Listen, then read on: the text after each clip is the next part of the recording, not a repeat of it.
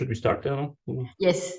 So, ladies and gentlemen, it's my pleasure to welcome you to our next version of our common lecture on sustainability in computer science. As usual, I really introduce these topics with saying, I think it's more exciting than reading a crime book. Yeah? So far, we have heard really very different aspects of sustainability with computer science. And I think particularly today, the topic sustainable blockchains sounds like a contradiction. So I'm very happy to welcome Krzysztof Pietrzak from the IST, well known for his work in security research. And Krzysztof, it's your floor. Thank you. As I said, so I'm at the Institute of Science and Technology. So because many of you might not have even heard of it. So this is the institute at the outskirts of Vienna, so technically Lower Austria, about 10 years old. Here is a slightly outdated picture. And we do research in basic research. So we do research in all kinds of topics of basic research. And we have around 70 groups in total and maybe 10, 12 or so in computer science. And today I will tell you a little bit about blockchains, in particular the sustainability aspects, a lot of the general topics that people discuss in this area. And, maybe in the second half of the talk, I will also focus a little bit more on the concrete research we are doing at ISTA on this topic, or that we did actually during the last decade.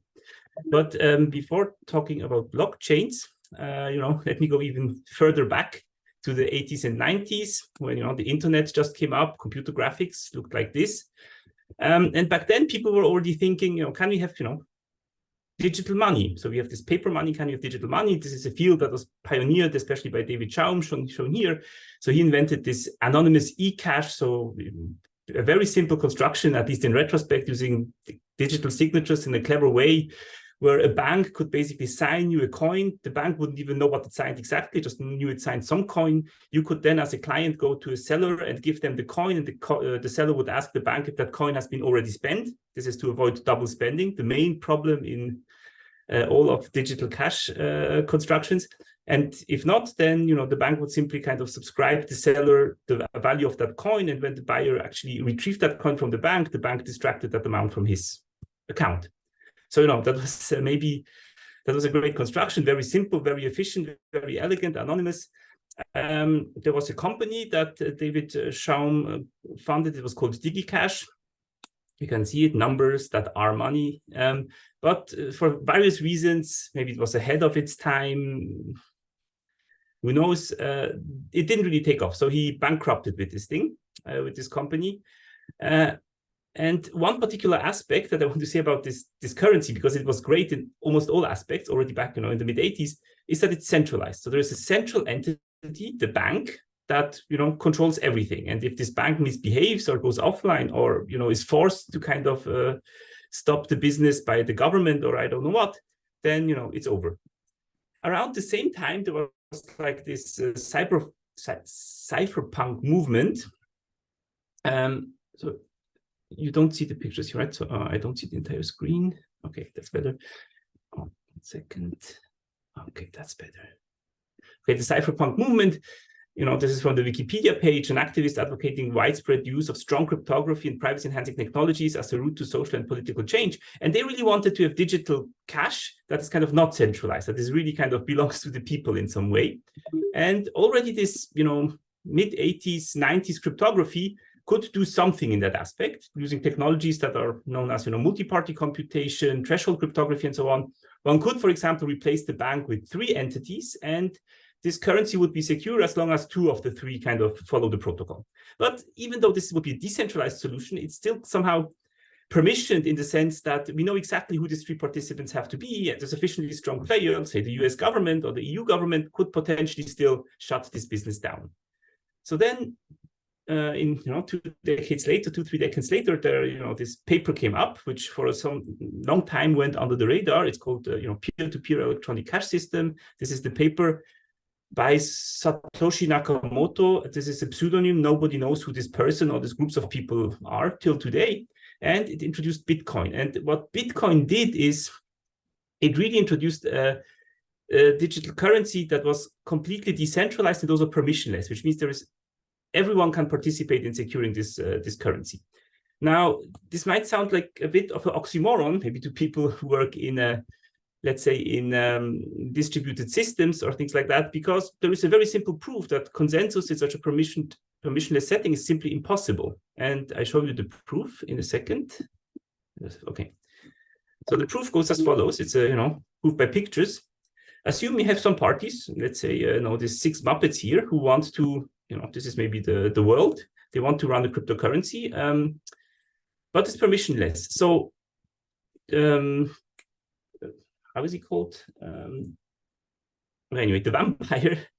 The vampire here can simply pretend to be many, many identities because it's permissionless, so we don't know who is there. And it's well known that if he misbehaves, he basically constitutes a majority of the persons playing this or sustaining this currency. Now, it's well known that if the majority misbehaves, it's impossible to reach any kind of consensus, and obviously some kind of consensus is necessary to have some kind of a cryptocurrency, because you have to agree on who owns which coins and so on. So this is a pictorial picture why actually what Bitcoin achieves, it's impossible. So how did Bitcoin actually achieve it? So the maybe key and ingenious idea of that system and of that paper was to not use voting by identities, because in the permissionless systems we don't have identities, but actually vote by some other resource. And in Bitcoin concretely, this resource was hashing power. So you basically assume that each person maybe has some amount, each person who wants to participate has some amount of hashing power. And then you show that as long as the majority of the hashing power actually behaves honestly, the system is going to be secure. So in particular now, the vampire can pretend to be 6 people, but he's not going to break the system because his hashing power remains the same as it was at the beginning. Okay, so on the technical level, this kind of the proof system that allowed to use this hashing power as a resource for voting like this is called a proof of work, and it actually was invented way before Bitcoin, in the early 90s by Dwork and Naur. They originally proposed this proof system to secure systems against spam emails, for example, or denial of service attacks. And the idea was that you have some entity, a prover, here Kermit, and the verifier, and the prover convinces the verifier that it wastes computing power.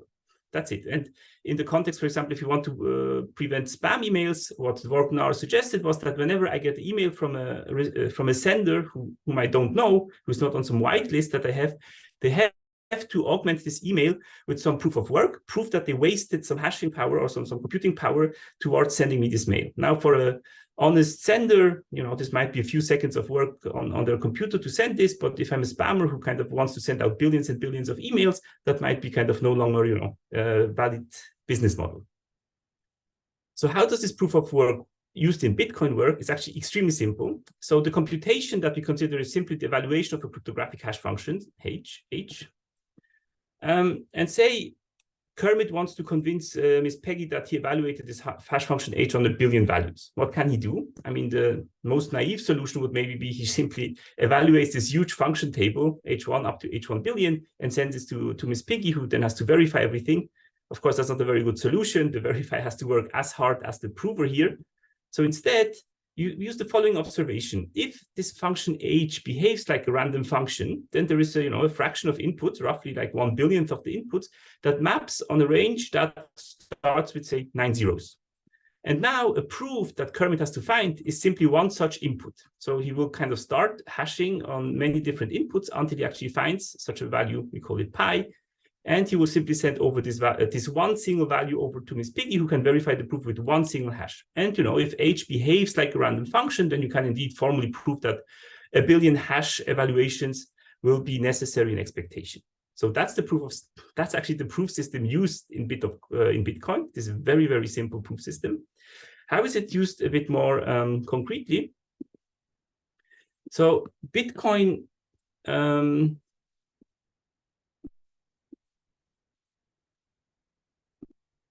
how is it used more concretely? So in Bitcoin, we have a network of 2 types of parties, namely the users who simply want to transact with each other. So they have some Bitcoins and they want to, sign transactions and transfer their coins to other parties for some services. And we have some special parties called the miners whose job it is to secure this currency. And those miners, because the currency is used using proofs of work, they have some kind of hashing power. So, you know, various amounts of hashing power here indicated with this black course.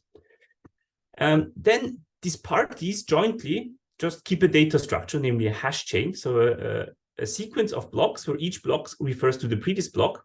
There is some genesis block that was created on January 3rd, 2009, and now roughly every 10 minutes, a new block is attached to this chain. And what these users do now is the following. So the honest users simply, you know, sign transactions every now and then. If I just bought a nice bike, I sign a transaction that transfers my coins, which are recorded on these blockchains that I have these coins. There's a public key that says I own whatever, a tenth of a Bitcoin. I use those coins, the secret key corresponding to this public key, to sign a transaction, transferring those coins to another public key, and maybe the owner of the bike shop.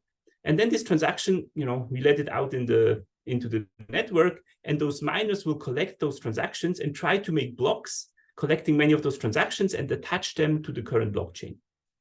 And, you know, once my transaction has been kind of taken by a miner and that miner actually wins this competition to add the next block, my transaction is subscribed in this chain. So let me be a little bit more concrete. So this works as follows. So here we have on the left, we have the miners. They collect some transactions, not necessarily everyone the same ones, but, you know, some transactions. If the miners are honest, they kind of take the last block they know of the blockchain, and they hash this block together with these transactions to get a challenge for this proof of work. And then they simply start hashing like monkeys. They hash and hash with all the computing power they have until somebody finds a proof, namely this nonce new here, which hashes to something that, you know, starts with sufficiently many zeros. So, you know, it's below some difficulty, denoted D. And if they find such a proof, this proof makes them eligible to kind of create the next block. So they take the transactions and their proof, they make the next block, they send it out to the network. All the honest miners realize, oh, there has been a new block, and they kind of start, shift to this new head of the block and try to extend this block. Now, why should this be secure? Let's assume, you know, I just bought my bike, and, you know, I may be the vendor of the bike. My transaction is on the blockchain, and the guy with the bike just left. And then later, this guy with the bike maybe has some computing power. He actually forks. So because this is a hash chain, this means it's impossible to come up with another block that would kind of point to a new block, but it's possible to fork. It's possible to extend the block in many different ways. So maybe that guy just creates a new block where there's a new transaction, where the coins that should go to me go to some other address. So I will no longer be able to add my transaction that you know, transfers the coin to me to the block. And maybe he had some blocks on top of that. And because the Bitcoin protocol specifies that honest miners should always follow the longest chain, now this is the longest chain, it does not contain my transactions, and I'm lost. Now the security of Bitcoin specifies that you should actually wait. If you make a big transaction, wait for 6 blocks, maybe an hour, that's roughly an hour, before you consider it confirmed. And the rationale is the following. If now an adversary tries to fork here, so in privately making this blockchain, he will probably be outrun by the honest miners, assuming they have significantly more hashing power than this adversary. And so it's very likely that actually once these 5 blocks are on top of the block that I care about, it's very unlikely that there's going to be a fork that will kind of outrun my actual unrun what I think is the honest fork, and my transactions would be reversed. That's how Bitcoin addresses the double spending problem. So now I told you, a little bit about what's called consensus layer of Bitcoin. So this is basically the theory and techniques and everything that specifies how this ledger, this sequence of blocks that records something, is actually created.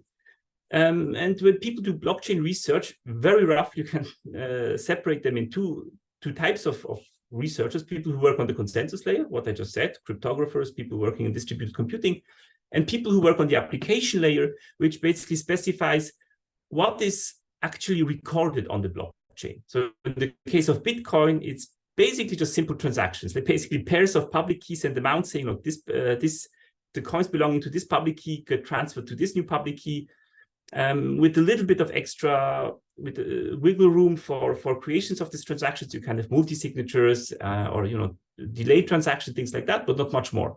On the other hand, there are also blockchains, most prominently Ethereum, which have a much, much more powerful and versatile application layer with things like smart contracts, where you can basically put arbitrary complicated contracts or things like that on top of the chain.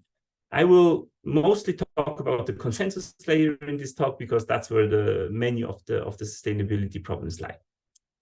Okay, so when people say, blockchains are not sustainable or discuss sustainability of blockchains in general, there typically are three aspects, very roughly, that are addressed. One, maybe the most prominent one, especially in the context of Bitcoin, is the ecological footprint of mining. I told you that the miners basically use computing power to find the next block, and they are incentivized to spend this computing power because every time they find a new block, they get some transaction fees and so-called block rewards. Just every time a new block is created, some Bitcoins are created out of the blue, and they go to the miner, to the public key of the miner who actually attached that block. Another aspect is the scalability of blockchains. And I will say this later, but because it's such a permissionless, totally decentralized permissionless system, everybody has to verify every transaction. So actually, this is very inefficient and highly redundant. And if really blockchains want to replace the financial system in the long run, the scalability issue has to be addressed. And I will tell you a little bit about just on the next slide. And finally, maybe on the positive sides, when people talk about blockchains and sustainability, they talk about how blockchains can actually help many sustainability aspects. And if you go on YouTube and you type in blockchain sustainability, you will find millions of talks. I will address one topic, namely carbon credit systems of the World Bank, very shortly later. But I will mostly focus on the first two aspects. Okay, so this is the scaling problem. So I don't know what the AI was hypnotizing here, but this should somehow show the bottleneck of coin flows or something. Okay. So Bitcoin, as I just explained it to you, creates roughly a block every 10 minutes, and this means that it cannot handle more than roughly 7 transactions per second. If you do the math, there is a limit on the block size that you have in Bitcoin, and there is a pre-described time at which rate this block should arrive. This gives 7. On the other hand, a system like Visa handles 24 on average, 24,000 transactions, and I think on the peak even much more than that. So there is 1, 2, 3, 4, 5 orders of magnitude difference here. There are some blockchains who do slightly better. But yeah, this is ongoing research, and I will tell you a little bit about the main ideas people have and are investigating, and to some extent have already implemented to scale blockchains. So here is the poor man's solution is simply make bigger blocks. If you make the block 10 times as big, or you let the blocks arrive 10 times as fast, you also get 10 times as many transactions. But this has limits. So because everybody in the system wants to see every block, you pretty fast you get like network congestions, or participants in the system would be kind of overwhelmed with their task of even just verifying the transactions that go on. One solution or one system that is being proposed, that is now being investigated also especially by Ethereum, is sharding. Here the idea is pretty simple. You take the blockchain, but instead of having one blockchain, you have many blockchains in parallel. And you hope to design this in a very clever way so that the security of each individual blockchain is as secure as as if you had just one blockchain, but like different subsets of participants kind of take care of those different blockchains, typically somehow randomly distributed per epochs and so on. But yeah, this is also an obvious solution, but technically very challenging. Especially if your transactions where you have, for example, a coin on one chain and you want to transfer it to another chain, you need some kind of coordination between those chains. So this was sharding. Then maybe the hottest topic in crypto is rollups. Here the idea is to use crypto magic. So you might have heard of things that cryptographers can do. For example, the zero knowledge SNARKs. This stands for zero knowledge short non-interactive arguments of knowledge. And basically, it's like a magical cryptographic tool where you can take an arbitrary long computation, a circuit, let's say, and you can prove that, for example, some input that will transfer some state to some other state, but compress that entire computation into a very short, succinct statement that can be very efficiently verified. And this way, these rollups, what they basically do is they say, okay, you put a lot of things on the blockchain, but I use these zero-knowledge snarks to basically only keep succinct states, and I prove for every state transition that using a snark, I prove for each of these transitions that I really did everything correctly and that the transition was okay. Now, yeah, the community for some reason really focuses on the zero-knowledge snarks, but really the zero-knowledge aspect is usually irrelevant for these applications. If you don't know what zero-knowledge is, it's not important. It's the succinctness property that is really important, so that these things are very succinct. Again, Ethereum is kind of at the forefront of this research. There are many, many startups. Yeah. And then there is yet another solution, which I personally actually find maybe the most promising one. And there's actually lots of research going on in Vienna, especially at the TU, a little bit also at ISTA, which is a so-called layer 2 solution or payment channels. Here, the idea is simply that because transactions on the blockchains are expensive, what you can do is two parties can come together and open a so-called payment channel on the blockchain. This is one transaction, and it opens a channel. And then once they have this channel, they can funnel money back and forward on this channel. And then later, if they want to close this channel with the current state, they just have to go with one transactions on the blockchain again. And if you have many parties opening many such channels, you can also have paths. So you have a network.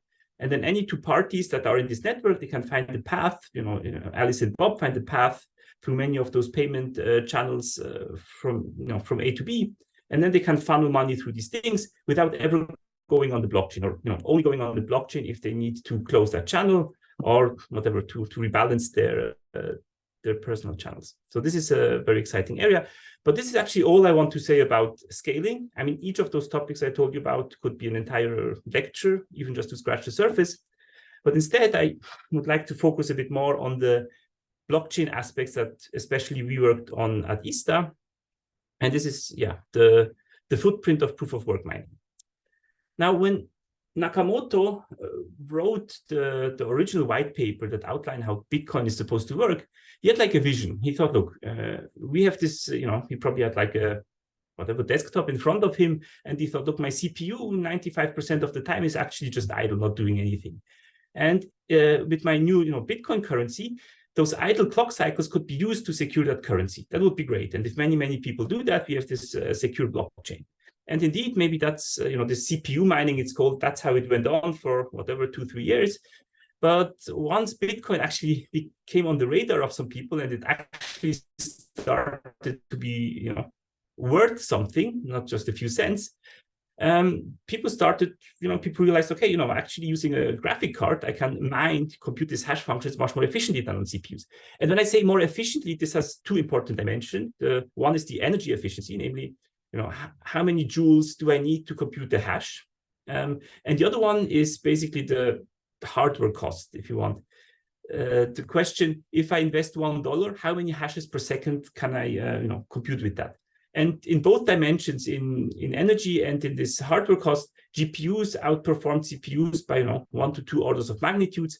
After GPUs, around 2011, people started using field programmable gate arrays. Again, 1 or 2 orders of magnitude savings. And these days, actually, even from 2014-15 on, people use ASICs, which stands for application-specific integrated circuits, which simply means these are really, circuitry made on, like a normal circuit, but this is a circuit that is kind of burnt and produced with the sole purpose to be hardware that can compute this particular hash function used in Bitcoin mining, say, if you want the Bitcoin ASIC, extremely fast and extremely expensive. And again, this saved several orders in magnitude in energy and hardware cost. Producing this first ASIC was extremely expensive. That's why it took so long time, because we have to make the masks and everything. But once the fab knows how to produce these things, you can put out those ASICs at reasonable costs. And that's how Bitcoin mining looks today. I think this is a Bitcoin farm. That's how they call it. In the Netherlands, all these racks here are all kind of ASICs for Bitcoin mining in this sense. Yeah, so this is pretty impressive. And then there is this web page, The Economist, which tracks how much electricity and energy and hardware waste Bitcoin is producing at any point in time. So this is from today morning, and the numbers you see here is for a single transaction, not like for a block or something, for a single transaction on Bitcoin. the carbon footprint is something like 423 kilograms, and you produce something like 400 grams of digital waste. Because, you know, you have all this hardware that runs maybe for a few years, but each of those ASICs will most of those ASICs will never ever find the Bitcoin ever. So on average, if you make the math, you know, you really have to throw away 400 grams of hardware just for a single transaction to go through. And down here, we see this graph, which says that, you know, currently Bitcoin uses about as much energy as, you know, Ukraine or Malaysia. A few years ago, 2 years ago, it was as much as Austria, but it went even up. Okay. So obviously, this is a problem. This was already realized, you know, whatever, 2000, maybe 13, 14, when Bitcoin used as much energy as, not as a big country, but as much energy as a single power station. And people started thinking, maybe we can use something else than hashing power and computing power as a resource for this beautiful Nakamoto consensus protocol. And the most prominent and most investigated alternative is actually proofs of stake. So here the idea is simply that instead of using whatever hashing power, we use a resource which is inherent to the blockchain, namely the coins that the user uses as a resource. So if I participate in the mining process, my chance of finding the next block should be proportional to the amount of coins that I have staked. If you don't know what stake means, doesn't mean it's not important, but basically the amount of coins that I have on the chain and that I'm willing to kind of block for some time for the sole purpose of you know, securing the blockchain. So the resource would be these coins instead of work. And so this, you know, Bitcoin still runs on proof of work, but the second biggest blockchain by market capitalization is Ethereum. And so last year there was this big merge, they called it the merge, where Ethereum actually switched from proof of work mining to proof of stake mining. This is something that was in the makings for, I don't know, 5, 6, 7 years. They really wanted to have this done many, many years before, but it was very challenging, but they managed. And basically the energy consumption goes down to nothing because there is no more proof of work mining anymore. Everything that is used in Ethereum at this point is simply people keeping track of the blocks. Okay. But there is and was a big discussion, you know, if proof of stake is so much better, why shouldn't Bitcoin move away from it? Why is Bitcoin still the most valued blockchain rather than, say, any proof of stake based currency? And there are many reasons. So you can, you know, there are these podcasts where people debate for hours and hours whether proof of work or proof of stake is better. I just will mention very shortly 2 aspects, one more philosophical, one more technical. So one argument is that proof of stake is no longer permissionless, because if I want to participate in proof of stake mining, I need coins because I have to stake them. But if the people who hold the coins don't want to sell to me, I'm kind of left out. Whereas in the proof of work system, I can always buy hardware and start mining Bitcoins. Again, you know, this argument is being challenged. So I'm just saying what is being brought up. And maybe I can also show you an attack on any Nakamoto-like, like any Bitcoin-like blockchain that works in a proof of stake setting. So here's the attack that always works.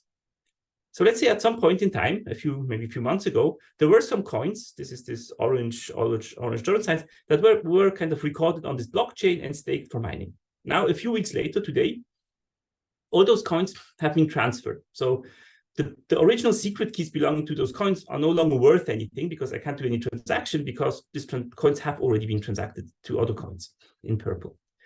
In particular, an adversary could now try to somehow acquire those coins very cheaply. For example, at this point, I could lend, you know, borrow a lot of coins and immediately give them back. So I would have kind of, for a short period in time, I would have had those secret coins, but, you know, I just pay for the short period where I borrowed them. Or I, you know, make a smart contract which buys those old keys from users, and, you know, why shouldn't users sell them? The coins are worthless.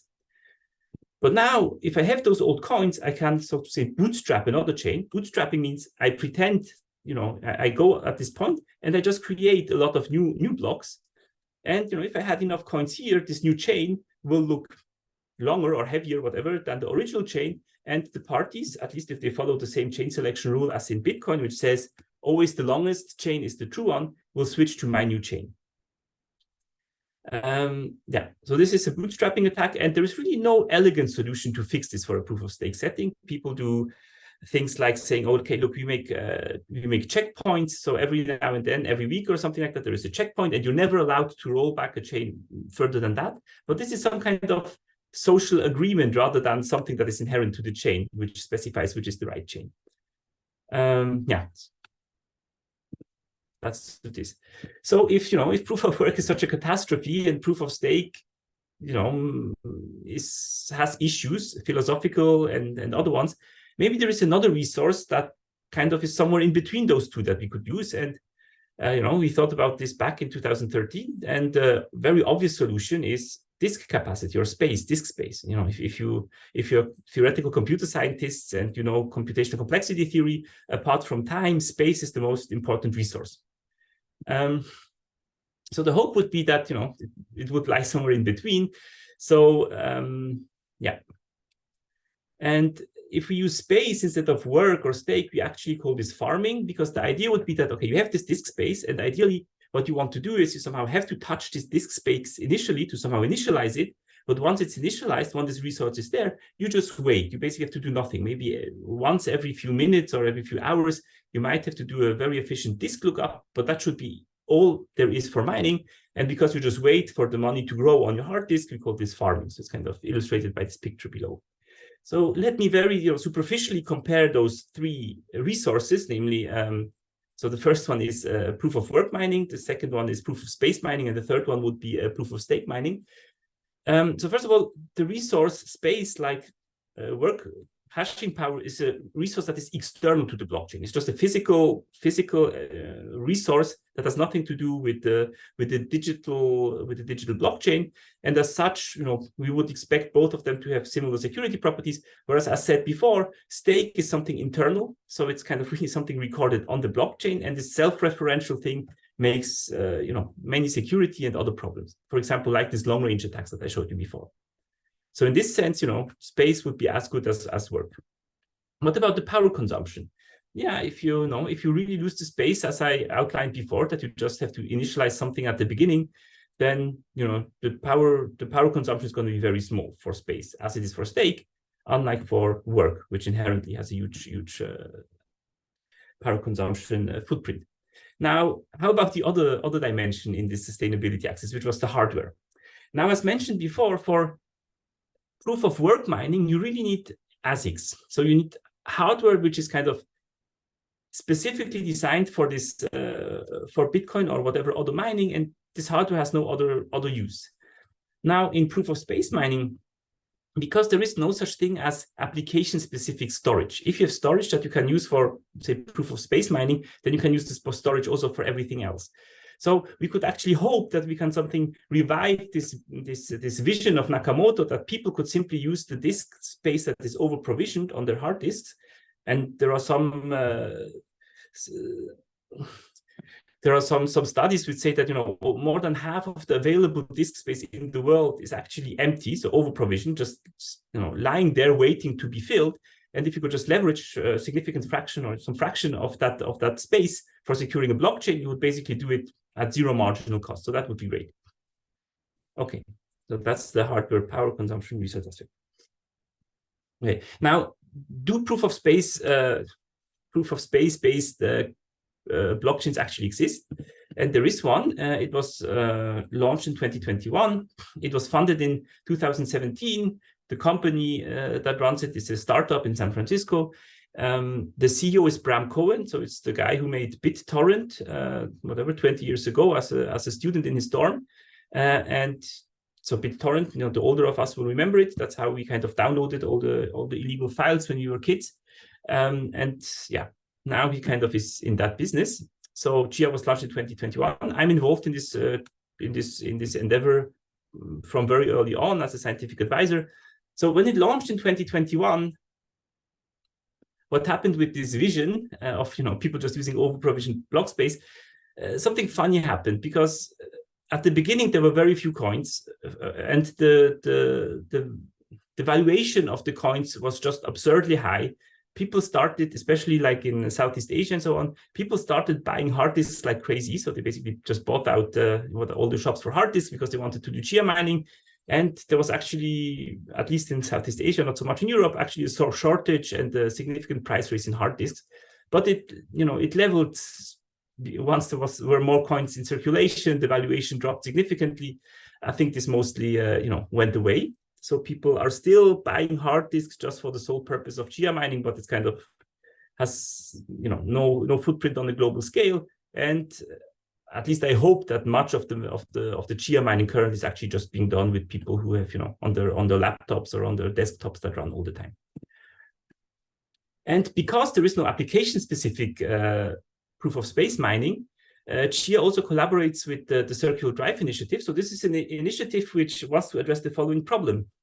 Data centers, when they buy hard disks, they usually run them for something like 3 years. At that point, the probability of failures of those disks becomes, non-trivial, and they just throw them away and they shred them. These disks have basically no use. Now, for an application like blockchain mining, those disks are basically like new ones, because in blockchain mining, you really don't care if a disk, even if you've like 10% failures of the disks per year, it basically just means you get 10% reward, but there is no harm done. Unlike in a data center where failing disks actually can really cause serious harm. So there is this effort to actually, reuse disks that have can no longer be used for high value applications, let's say like in data centers, for Chia mining or maybe other blockchains in the future. And the fact that hard disks are not application specific, like ASICs, also has a very strong positive effect on the decentralization of the currency, because so first of all, here are two metrics that you can ask about the decentralization of a chain. One is the number of full nodes, which for Chia is way over 100,000. You see this Ethereum and Bitcoin. You see Bitcoin is something like 40,000, and all the other chains are here, down on the bottom. And maybe more importantly even is the Nakamoto coefficient. So the Nakamoto coefficient is a metric. So the Nakamoto coefficient being K means that there are K entities, typically some kind of pools, whatever that is, that if those K entities actually collude together, they are in a position to break the security of the blockchain or perform double spendings and so on. And for Bitcoin and Ethereum, the two biggest currencies, this coefficient is actually dramatically low. It's something like 2, or at least it was 2 at some point. The two biggest mining pools can just have the majority and can basically revert transactions at will. Whereas for Chia is something, around 100. So there was kind of some very popular pool, so it concentrated a little bit more lately, but yeah. Disk space being such a nice commodity actually really helps the decentralization vision of the cyberpunks that they had in the past. Okay, so I have now 40 minutes. Okay. Let me say one thing about the application layer. So I told you that when people talk about blockchains, they also often talk about blockchains for applications. And there is like one application on Chia that I particularly like. It's a collaboration with the World Bank, and it's on carbon credit systems. So in the World Bank, so the carbon credit system is this system where countries or companies exchange credits for producing CO2. And blockchains are arguably like a prime, this is actually prime applications for blockchains, because blockchains are transparent. Everyone can see who owns which credit, which in the past has been a big issue because there was lots of kind of, fiddling going around. You can put on things like auctions very elegantly if you have a sufficiently powerful application layer. For example, you have some carbon credits, you can put them on the chain with in type of an auction, and people can kind of bid for it and things like that. So when the World Bank looked for a chain to kind of host their carbon credit system, they didn't want to do it on Bitcoin, probably because it's proof of work and also the application layer is not powerful enough. They were considering Ethereum, but I think they didn't trust the proof of stake thing so much. So actually this carbon credit system is now running on the Chia network. And I think it's a very nice, you can watch this video if you want to know what they are doing. So I think this is, one of the few really convincing applications for blockchains. And because I have like maybe whatever 5 to 10 minutes left, I want to tell you now maybe a little bit more about the technicalities of proof of space and proof of space-based blockchains. So a proof of space is the space analog of a proof of work intuitively. So basically, we want Kermit here to prove to Miss Piggy that he wastes disk space. But what does that even mean? But let me first show you a very simple protocol that will achieve this in some sense. So what Miss Piggy could, for example, do is she could sample a huge uniformly random file, so it's incompressible. He sends this file to Kermit, who has to store it. And later, every now and then, she can just ping him and say, send me a random index back of that file, and he will check if it's the correct index. Now, this is a proof of space because you can really prove that if Kermit tries to kind of not store this entire file or compress it somehow, he will fail in this challenge response protocol, once he tries to compress too much with high probability. Now, this protocol is useless in a blockchain setting for a few reasons, but one of them being, who should create this huge random file that these farmers, the analog of miners in the proof of space-based mining chain, who should create these huge files that those farmers would then store, and who would be the verifier? So it's not really clear. So that's not what we can do. Instead, how a proof of space is defined is as follows. So this is, already almost a decade old, Crypto 2015. There's a question. You mentioned that for Bitcoin, one has to wait about 1 hour till the receiver can be sure that the money is securely transferred. How much time does the receiver need to wait? So I said, yeah, in Bitcoin, you wait for 6 blocks until the transaction is confirmed. And how is this 6 blocks computed? Yeah, you can make some simple numerical calculations using some kind of tail bounds. You say, oh, okay, I assume the adversary has 20%, and then he has such and such a probability of double spending, and I think this is an acceptable bound. So in Chia, one has to wait actually for more blocks than 6 to have similar guarantees as in Bitcoin. But on the other hand, in Chia, blocks arrive every 9 seconds, not every 10 minutes. So I forgot the exact numbers, but maybe something like 1 or 2 minutes, you should have the same security as in Chia. In Chia, you should have after 2 minutes, say, a comparable security as in Bitcoin after 10 minutes. But there are documents that give the exact numbers. I don't remember. But I can say one thing to this. This has mostly to do with the fact that in Bitcoin, the block arrival time is very high. It's only every 10 minutes. Why is it every 10 minutes? Because Nakamoto really wanted to prevent the case that 2 blocks are found at roughly the same time, or make this case very rare. It's a so-called fork, because 2 blocks are found at the same time, and then one of the 2 blocks has to lose out, because the chain can only continue on one. And for this, the block arrival time has to be relatively high compared to the network latency, which in the internet is something, like 10 seconds. So that's why. In Chia, there is a mechanism that actually totally prevents those orphans. So that's why actually 9 seconds block arrival time is actually, is absolutely no issue. Okay. That's okay. Okay, so how does such a proof of space actually work? So because,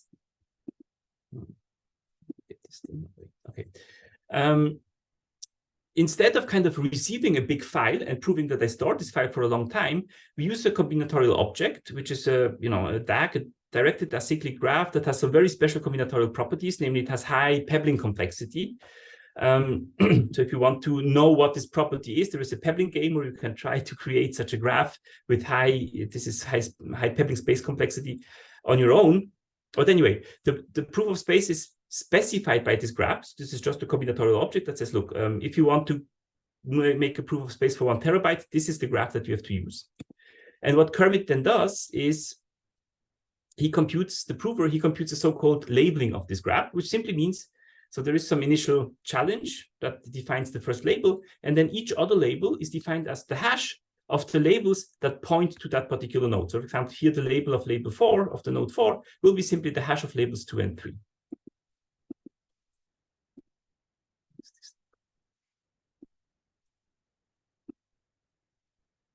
Okay. Yeah. And once Kermit computed this labeling, then Miss Piggy will simply, again, there is a simple challenge response protocol. Miss Piggy will say, give me label number 4. He will send label number 4, together with some proof that this is really the correct label, but I will not go into these details. Now, of course, this is not a proof of space as before with the random file, because Kermit could simply always collapse, he could simply delete everything he has. Shortly before he gets the challenge, he expands everything again, then he's able to answer, and then he collapses again. But in the proof of space, we prove that this is actually the only strategy that Kermit can have to answer a challenge. If he wants to answer the challenge, he either keeps the space or he has to reinitialize the entire space. Now in a cryptocurrency like Chia, where the challenges arrive every 9 seconds, reinitializing the entire space every 9 seconds to answer a new challenge is simply not rational. So it's much more rational to just keep that space around, and then you can, that's how the proof of space works. Okay, maybe for the last 5 minutes. So this is basically a proof of space. Does this solve the problem? Can we use Bitcoin, just replace proof of work with proof of space, and we're done? No, unfortunately not. So there is an inherent problem that proof of space and also proof of stake has compared to proof of work. And it's the following. So proof of space and also proof of stake have the property that once the resource is in place, once I have the staked coins, or once I have the disk initialized, I can compute many, many proofs on many different challenges very efficiently. I can just get them and immediately compute them. Whereas in proof of work, that's not the case. If I want to find the proof of work for a particular challenge, which in Bitcoin is the hash of the last block and the transactions I want to add, I have to dedicate all my resources towards this one challenge, and I cannot work on many different challenges at the same time, or I can, but then the chance of finding a proof does not increase. The chance of finding one proof when I just try to extend one block is the same as if I work on 10 at once. And this technical difference, which seems like, like a minor thing, maybe at the first thing, actually creates a lot of problems in the realm of proof of stake. This is known as the nothing at stake problem, but the similar problems appear in the space setting.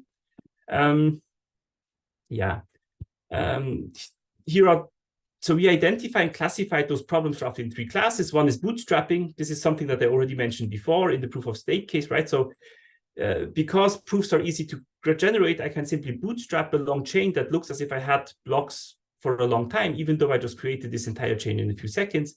Then there are a few other ones that I don't want to go into.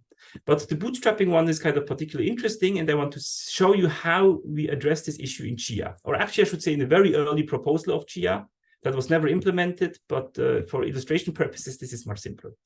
So like in Bitcoin, we have those farmers now. They have, instead of hashing power, they have hard disks. And now they get a challenge, which is basically the transactions they want to add maybe, and the last block of the blockchain. Now each farmer immediately gets a proof of space. And then we define some type of quality of a proof. You basically just hash it and see how many zeros it has. And the more zeros, the better. That's the quality of the proof. And then what the farmers have to do is, before they can actually add this block, they have to wait for some time that is proportional to the quality of their proofs. In particular, the proof of highest quality will be the one that is, let's say, finalized first. And this waiting is actually enforced cryptographically, and I will show you how in the next slide. So basically, this proof here has the highest quality. It will be finalized first, and then he can basically add the next block, and we continue more or less like in Bitcoin. Now, how do we enforce time? So basically, we want yet another proof system, which is called, say, a proof of time. So in some sense, we want a proof system where I get some challenge X, and then I can prove to you that I have an output Y, and that output Y was computed at least time T after I received this challenge X. Now, this is impossible to prove in a digital way, but what we can prove is that the inherently sequential computation has been performed. So computation, I get this X, and I performed T sequential steps to get to the output Y, and I give you this X and Y, and a very short proof that I computed these values correctly. And because, we can put the lower bound on how much each of those steps requires, and it's an inherently sequential computation. So even if I have 1 billion cores, I cannot compute it faster than just with 1 core. And an object achieving this is called the verifiable delay function. And this verifiable delay functions basically give us this, provable, proof of elapsed time property that, that we require with this kind of types of designs. And I should say in Chia, it's sufficient that there just exists a single entity, we call them the Time Lords, that computes these VDFs. It's not necessary that each farmer has kind of locally also runs a VDF, because these VDFs have to be very specific. In this case, actually application-specific circuits that can compute some particular sequential function extremely fast. For example, this is one of those functions. It's very simple, but I run out of time, so I'm not gonna show it to you. But the particular computation that is done, the computation is you start with some value X in a group of unknown order, like a RSA group. You square T times. Because you don't know the order of the group, we don't know of any way of computing X to the 2 to the T faster than squaring X T times sequentially. And then there is a very, very simple and very efficient proof system that kind of proves to a verifier that indeed, this value here is the correct value from X if you square it t times. Basically folding this statement t times, and then you get a very short non-interactive proof. I'm almost at the end. These VDFs, which we really wanted and kind of worked on this topic and invented them for the sake of Chia, but these VDFs have actually found a lot of other applications in blockchains and even beyond that, because such a proof of sequential time is really very practical. There is the VDF Alliance and also Supernatural, which are startups and companies that really try to come up with hardware that can compute these VDFs extremely fast. Why is it important to have this hardware? Because the security of many protocols depends on how fast honest parties can compute the VDF compared to an adversary. So if the adversary can compute it 10 times faster, that's problematic. If he can do it 10% faster or twice as fast, that might be still acceptable. So what you want is kind of a very, very high baseline to start with. So an ASIC just computing this VDF, so that computing something that is twice as fast will cost you whatever, hundreds of millions to do. Whereas these original ASICs are still very expensive. I think the budget they had for this particular VDF was something like 10 millions just to make the mask for this particular VDF. But once you just do it once, you compute a few, you produce a few of those VDFs, and then you can use them in in Chia or whatever other system you have. Okay, I'm sorry, slightly over time, and thank you for your attention. And I'm at the end of my presentation. Thanks.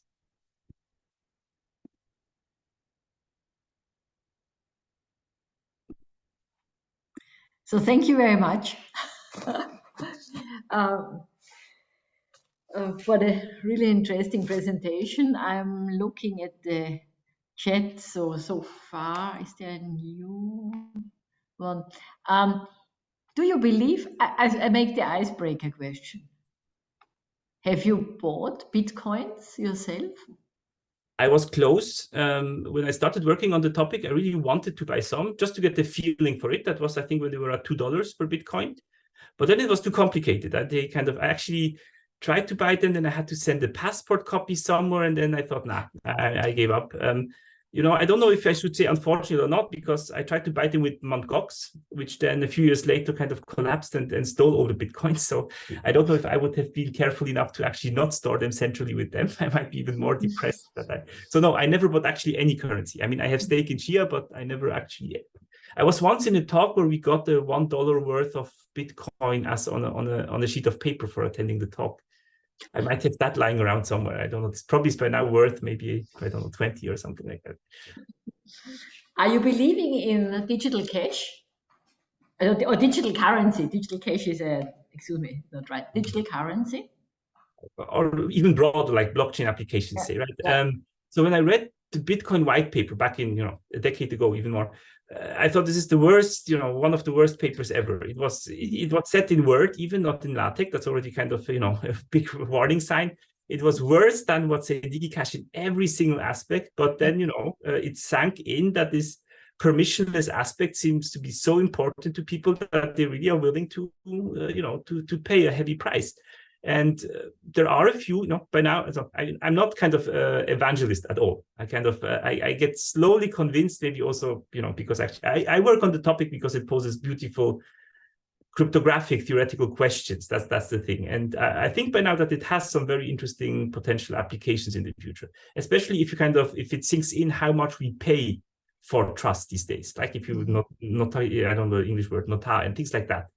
It's kind of, a significant fraction of the economy actually just, is kind of fiddled to those people that provide trust in one way or another. Yeah. So there is a question, are there any scenarios that blockchain technologies support real-life CO2 reduction? I mean, the opposite is obviously true. They support CO2 production. Reduction, I mentioned one, right? The carbon credit systems are a system to reduce CO2 reductions, and blockchains, I think, are a good basis to facilitate the implementation and realization and trust and so on in such carbon credit systems. Otherwise, I mean, there are probably many other applications. I think there are things like, you can buy some tokens on blockchains that they will plant trees for it and things like that. Applications like that, definitely. Oh, real life. Okay, and I see. And then there's this obvious thing. You say, okay, look, what banks also need to produce CO2, right? People kind of have to carry money to ATMs, fill them up, and they, at ISTA they come with a truck once a week or something like that and fill it up. If you really get rid of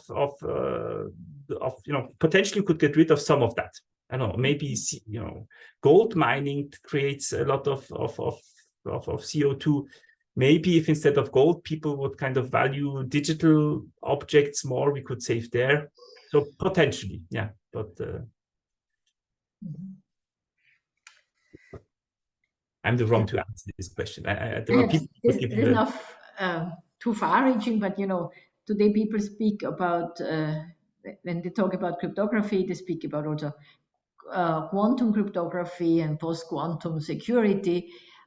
Would quantum computing change something on your Chia system? Yes and no. So Chia and also Bitcoin and all the other blockchains at this point use public key cryptography that will succumb once scalable quantum computers arrive. So, but and that's why people work on this post-quantum cryptography. They really want encryption schemes that will not succumb to it. But in some sense, for encryption, we have to do this post-quantum stuff now, because everything that is encrypted now with these things that can be broken in the future will be readable in whatever 10, 20 years, assuming the quantum computers will actually be there.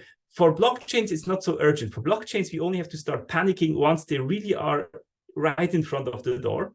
And then what will probably happen, by then we will probably have, we already have them to some extent now, we will have the cryptographic primitives to replace the existing ones. So somehow you would have to switch, say from, this is the blockchain up to this point. From now on, we switch the cryptographic kind of toolbox. It will have to be some kind of hard fork or social consensus. We only use post-quantum cryptography.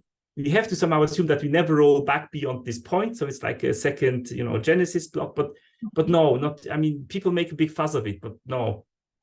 Also the VDFs I showed you, this, squaring in groups of unknown order, these things will immediately succumb to quantum computers. This is kind of the prime, the prime target for period finding. That's exactly what you need to break, to find orders of groups. So yes and no.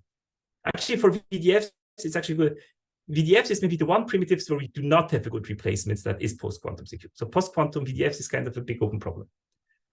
Okay, so next problem to research on.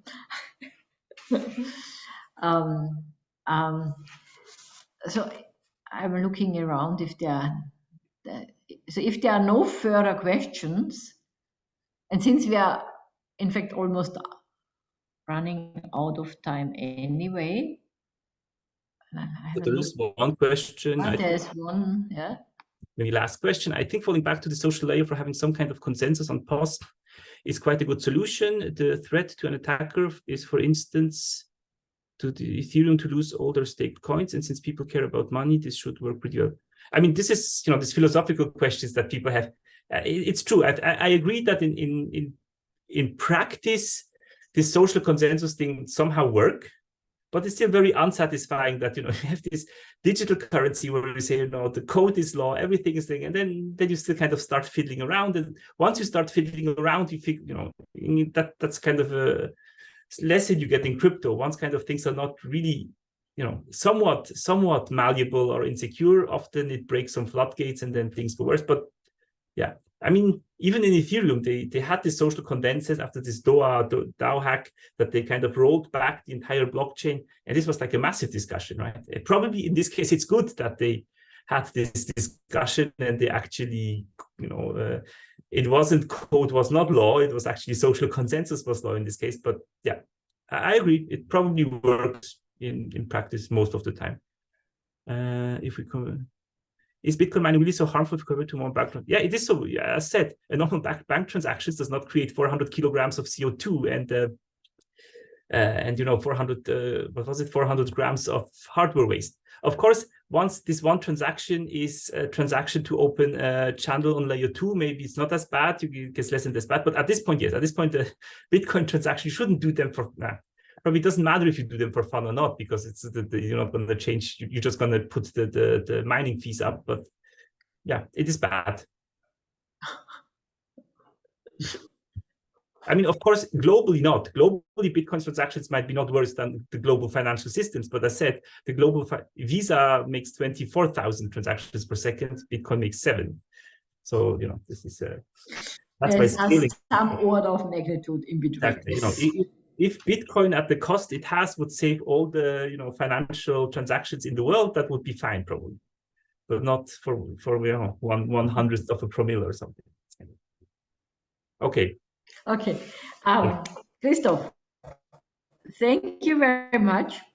So at least I now have the idea that it might be that in the future there is some kind of sustainable blockchain, depending on the proof of whatever, work stack, Some people will space, say we already whatever there, will come. Mistakes. Okay, thank you for a really interesting presentation. If possible, please send me the slides. Yes. We would like to put them online. Thank you to all the participants for attending, for the discussion, and see you next week. Thank you very much and goodbye. Bye.